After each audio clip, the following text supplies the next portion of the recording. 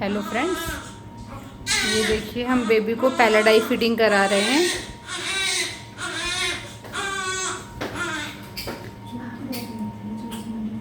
और बेबी ने देखिए कुल्ला भी कर दिया है।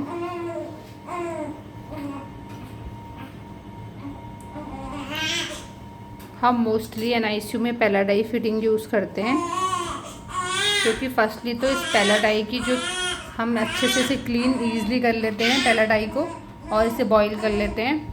हर बार जितने बार हम फीड कराते हैं इसे क्लीन करके बॉईल करते हैं पैराडाइज को, और इससे बेबी क्या होता है ईजिली फीड ले लेता है। इससे बेबी को अपने एफर्ट्स नहीं लगाने पड़ते। जैसे बॉटल में क्या होता है, निप्पल को बेबी को दबाना पड़ता है अपने एफर्ट से, तो उसका एनर्जी होती है उसमें वेस्ट। जब वो निप्पल को दबाता है तो उसमें एनर्जी वेस्ट होती है उसकी। लेकिन क्या होता है पैराडाइज फीडिंग में इसको जोर नहीं लगाना पड़ता। हम ऐसा हल्के से इसको टिल्ट करते हैं और दूध देखिए ईजिली चला जाता है, और बेबी की एनर्जी बिल्कुल भी इसमें वेस्ट नहीं करनी पड़ती है। और बॉटल फीडिंग में क्या होता है, निप्पल को उसे दबाना पड़ता है, और उसमें एक दो रिस्क ये रहते हैं कि कई बार पेरेंट्स कोई उसमें बहुत ज़्यादा बड़ा छेद करते हैं जो बॉटल का निप्पल होती है, तो उससे क्या होता है फंदा लगने का डर रहता है। या क्या करते हैं पेरेंट्स, बहुत ज़्यादा छोटा छेद होता है तो बेबी की एनर्जी ज़्यादा वेस्ट होती है, बेबी थक जाता है और फीड नहीं ले पाता, क्योंकि उसमें छोटा जो ओपनिंग होती है उसमें निप्पल में छोटी होती है। और एक और बॉटल फीडिंग का जो ये है साइड इफ़ेक्ट वो ये है कि यहाँ इंडिया में बहुत से पेरेंट्स उसकी अच्छे से क्लीनिंग नहीं करते हैं, तो जो बॉटल के निप्पल में फीड जमा रह जाता है।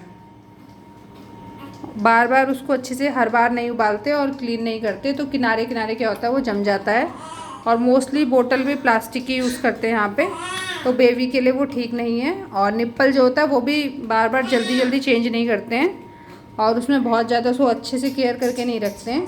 इसलिए हम उनको वो फीड बताते ही नहीं हैं, कि इसको बताते हैं जिससे कि वो इसे जल्दी ईजिली वॉश कर लें और इसको बॉईल करके रख दें। और बेबी देखिए क्यूट भी लग रहा है, ये देखिए। और बेबी को सिस्टर अब बर्पिंग करा रही हैं।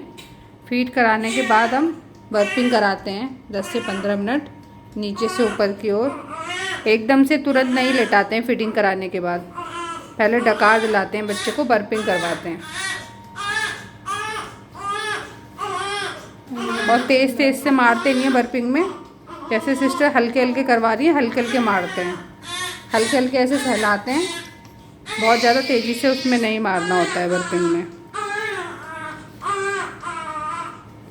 ये देखिए कुछ पेरेंट्स क्या करते हैं फीडिंग कराने के बाद तुरंत लेटा देते हैं, लेकिन तुरंत नहीं लेटाना चाहिए, उसे एस्पिरेट करने का खतरा रहता है। अच्छे से बर्पिंग करानी चाहिए बच्चे को, ऐसे सिस्टर करवा रही हैं, ये देखिए।